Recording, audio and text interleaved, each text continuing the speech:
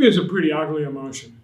Well, it's not really. It's more like it's just energy racing around in your body, yelling, watch out at the top of its voice.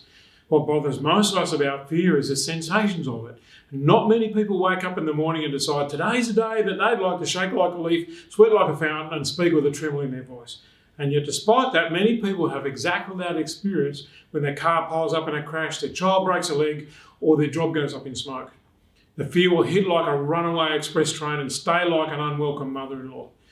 We don't like to dwell on those possibilities because they make us feel afraid, and we are, as a nation or as a race, absolutely hopeless at dealing with what makes us uncomfortable, angry, anxious, sad, or scared.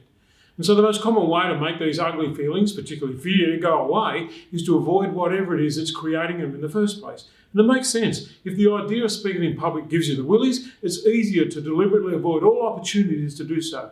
In fact, at one level, it makes sense to stay away from whatever makes your skin crawl. Who needs to handle spiders anyway? Life isn't about getting to be okay with bugs.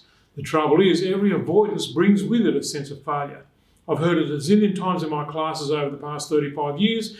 Someone admits that they're bad at something because they've never tried to be good at it, and the note of disappointment in their voice is palpable.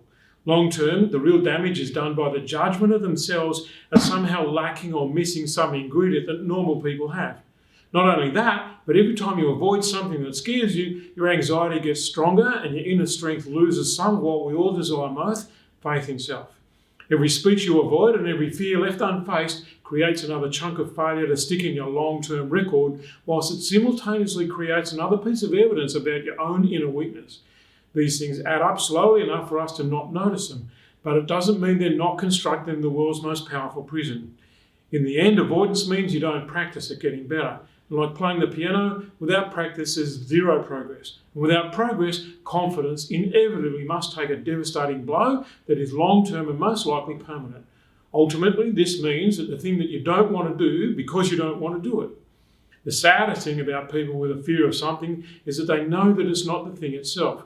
They happily let their kids give speeches, fly in planes, handle spiders, etc. What's really going on is that they have a fear of the fear. More specifically, it's a fear of the sensations of fear. It's a belief that the fear will escalate beyond their ability to function in the world, that they'll be rendered a useless, screaming bundle of non-functioning person. Essentially, it's a fear of death. The decision to practice avoidance of the fear instead of exposure to the fear creates that prison I mentioned a minute ago. It's stronger than a steel cage, yet we have the keys and it would set us free in an instant if we were smart enough to realise that the keys don't work until you put them in the lock and turn them.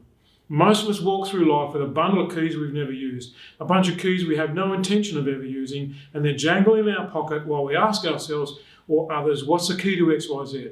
Remember, you don't need to overcome the fear so that you're suddenly okay with giving a speech or putting a spider outside. You need to overcome it so that you have a personal victory over the biggest blockage you'll ever face, and that, my friend, is you.